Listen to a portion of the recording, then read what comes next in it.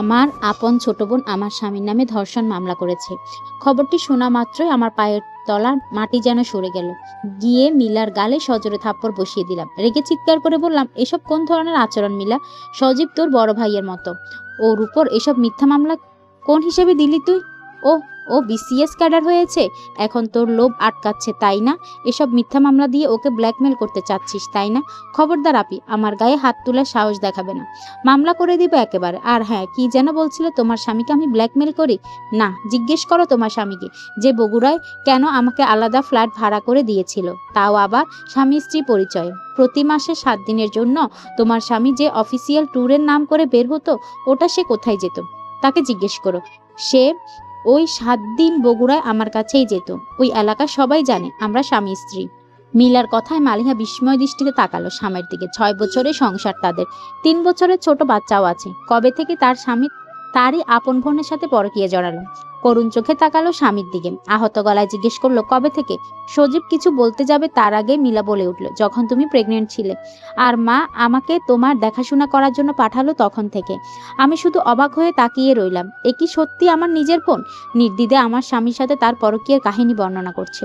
তার চোখে না আছে কোনো লাজ, না আছে কোনো লজ্জা। কিভাবে পারলো তারা? আমাদের কথোপকথনের পুরোটা সময় সজীব ছিল নিশ্চুপ। বাসায় বিচার বসেছে, আমার পুরো পরিবার আর সজীবের পুরো পরিবার এসেছে। সবাই চাচ্ছে ব্যাপারটা এখানে মিটমাট করে ফেলতে, কারণ যেহেতু আমাদের একটা বাচ্চাও আছে। এইসবের মাঝে সজীবের বক্তব্য ছিল, মালিহা যখন প্রেগনেন্ট ছিল তখন মিলা আমাদের বাসায় আসে। মিলা যখন তখন আমার কাছাকাছি আসার চেষ্টা করে। প্রথমে আমি বাধা দিতাম, কিন্তু একটা পর্যায়ে যেয়ে সেটা বাড়াবাড়ি পর্যায়ে চলে যায়। আর আমিও পুরুষ মানুষ, চাহিদা আমারও ছিল। বাধ্য হয়ে আমিও সায় দিই, কিন্তু পুরো ব্যাপারটাই ছিল চাহিদা। আমি আমার স্ত্রী সন্তানকে নিয়ে থাকতে চাই। মিলা চাইলে আমি তাকে ক্ষতিপূরণ দিতেও রাজি, কিন্তু মিলার সাথে সাথেই চিৎকার করে বলে উঠে, আমি কোনো ক্ষতিপূরণ চাই না, আমি চাই সজীবের স্ত্রীর অধিকার। না হলে আমি ফেসবুক লাইভে যে এই ঘটনা সারা বাংলায় প্রচার করব। মা সাথে সাথে যে থাপ্পড় বসালো, কাঁদতে কাঁদতে বলল, বেয়াদব মেয়ে, জানিস না এক বোন যদি তার আরেক বোনের স্বামীকে বিয়ে করে তাহলে প্রথম বোনের স্বামীর সাথে তালাক হয়ে যায়? তুই কিভাবে তোর আপন বোন আর ভাগ্নির জীবন নষ্ট করতে চাস? আমি কারো জীবনের ঠেকা নিয়ে আসিনি মা। মালিহা আপু আর ওর বাচ্চা কি হবে এসব নিয়ে আমার ভাবার সময় নেই। ও আর ওর বাচ্চা মরবে না বাঁচবে ওটা ওদের ব্যাপার। মিলার কথায় সবাই স্তব্ধ হয়ে গেল। এইদিকে সজীব কোনোভাবেই মিলাকে স্ত্রী হিসেবে চায় না। মিলারা বেড পার্টনার হিসেবেই পারফেক্ট, কিন্তু ঘরের বউ হিসাবে মালিহাদের মতো মেয়েরাই প্রয়োজন। তার উপর আবার মালিহা তার একটা বাচ্চাও আছে। কিন্তু নিজের এত কষ্টে পাওয়া চাকরি আর মান সম্মান খোয়ানোর ভয়ও তার মনে গেঁথেছিল। সজীব এখন কি করবে সে নিজেও বুঝতে পারছে না। মিলা যে বহুদিন ধরে এসব পরিকল্পনা করছে তা মোটেও টের পায়নি সে। এমনকি মিলার কাছে তাদের রাত কাটানোর অসংখ্য ভিডিও ছবি রয়েছে। আরও রয়েছে সজীবের অবৈধ কাগজের প্রমাণ, যা একবার ফাঁস হলে সজীবের চাকরিচ্যুত হতে সময় লাগবে না। প্রায় 2 ঘন্টা ধরে পারিবারিক আলোচনা চলল, কিন্তু মিলার এক কথা যে তাকে স্ত্রীর মর্যাদা না দিলে সে সজীবের ক্যারিয়ার শেষ করে দিবে। অবশেষে সজীব বাধ্য হয়ে মালিহাকে তালাক দিল। সেই দিনই হুজুর এনে সজীব আর মিলার বিয়ে পড়ানো হলো। পুরোটা সময় মালিহা সজীব আর ওদের পরিবারের সবার পা ধরে কান্নাকাটি করেছে। সে ডিভোর্সি হতে চায় না, তার সন্তানটার ভবিষ্যতের কথা যাতে তারা ভাবে। কিন্তু সজীব আর তার পরিবার চায়নি সজীবের চাকরি জীবন ক্ষতির সম্মুখীন হোক, কারণ এই যুগে একজন ক্যাডার হওয়া আর ক্যাডারের পিতামাতা হওয়া অত্যন্ত সম্মানের ব্যাপার।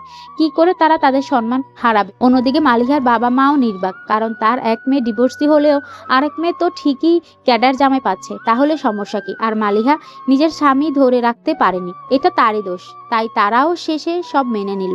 আর মালিহা সে শুধু স্বার্থপর মানুষগুলোকে চেয়ে চেয়ে দেখলো।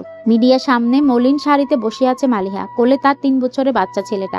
মালিহার চোখে কাজল লেপটে আছে, চোখ ভর্তি পানি। ওর পাশেই বসে আছে ওর আইনজীবী বন্ধু রনিত আর ওর 5 বান্ধবী, আর তাদের সামনে সুনামধন্য গণমাধ্যম কর্মীরা। অবশ্য তাদের আনিয়েছে রনিত নিজেই। মালিহা এবার কাঁদতে কাঁদতে বলল, আমি সামান্য একজন গৃহিণী, স্বামী সন্তান নিয়েছিল আমার ছোট্ট জগৎ। আমার স্বামী সজীব একজন উচ্চ স্তরের সরকারি কর্মকর্তা। আমি আমার স্বামী সন্তানের বাহিরে দ্বিতীয় কিছুই চিন্তা করতাম না। কিন্তু আমার স্বামী গোপনে আমার বোনের সাথে অবৈধ সম্পর্ক স্থাপন করে। তারপর সে আমার স্বামীকে ধর্ষণ মামলায় ভয় দেখিয়ে বাধ্য করে যেন আমার স্বামী আমাকে ডিভোর্স দিয়ে তাকে বিয়ে করে। ওর কাছে নাকি আমার স্বামীর দুর্নীতির প্রমাণ আছে। সেগুলো ফাঁস হলে আমার স্বামীর চাকরি সংকটে পড়বে। আমার স্বামী আমার বোনের কথা মতো আমাকে মুখে 3 তালাক দিয়েই সেদিনই আমার বোনকে বিয়ে করে। এখন আপনারাই বিচার করেন, আমি কি পাপ করেছিলাম যে আমাকে ডিভোর্সি ট্যাগ ধারণ করতে হলো? আমার সন্তান বাবা হারা হলো। আইনত আমি এখনো তার স্ত্রী। আমি ডিভোর্সি হতে চাই না। আমি এই কলঙ্ক নিয়ে কি করে বাঁচবো? আমার নিজের আয় নেই। আমার সন্তানের মুখে খাবার দেব কি করে?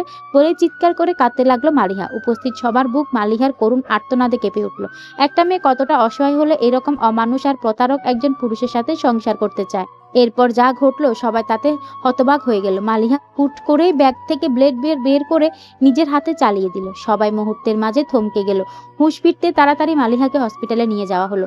এদিকে মালিহার ইন্টারভিউটা মুহূর্তের মাঝে নেট দুনিয়া ভাইরাল হয়ে গেল। আর সবচেয়ে বেশি কোট করা হলো মালিহার একটি কথা, যে সজীব দুর্নীতির সাথে জড়িত। ব্যাস, পুরো মিডিয়া লেগে গেল তার দুর্নীতির প্রমাণ খুঁজতে। এদিকে সজীব আর মিলার অবস্থাও নাজেহাল। মানুষের ভয়ে তারা বাসা থেকে বের হতে পারছে না। সজীবের মা মিলাকে এরই মধ্যে 2-3টা থাপ্পড় দিয়ে বলেছে এই মিলার জন্যই তার শান্তশিষ্ট ছেলেটা বিগড়ে গেছে। তার ছেলে এত বদনামের জন্য দায়ী মিলা। অন্যদিকে পুরো সোশ্যাল মিডিয়া জুড়ে মিলা আর সজীবকে নিয়ে ছি ছি চলছে। 2 দিন পর হসপিটালে ভিআইপি কেবিনে বেডে শুয়ে আপেল খাচ্ছে মালিহা। তার পাশে বেডে তার বাচ্চা সামির খেলছে। এদিকে বেডের পাশে টুলে বসে আছে তার 5 বান্ধবী। সামনে টিভি চলছে। কালকে রাতে সজীব আর মিলার অন্তরঙ্গ বেশ কিছু ভিডিও সোশ্যাল মিডিয়ায় প্রকাশ পেয়েছে সজীবের দুর্নীতি বিষয়ক নথিও। সজীবকে পুলিশ হেফাজতে রাখা হয়েছে। নিউজ দেখার মাঝে সুপ্রিয়া বলে উঠল, সবই তো ঠিক ছিল মালিহা, কি তার মাঝে তুই আমাদের না জানিয়ে লাইফ রিস্ক নিলি কেন?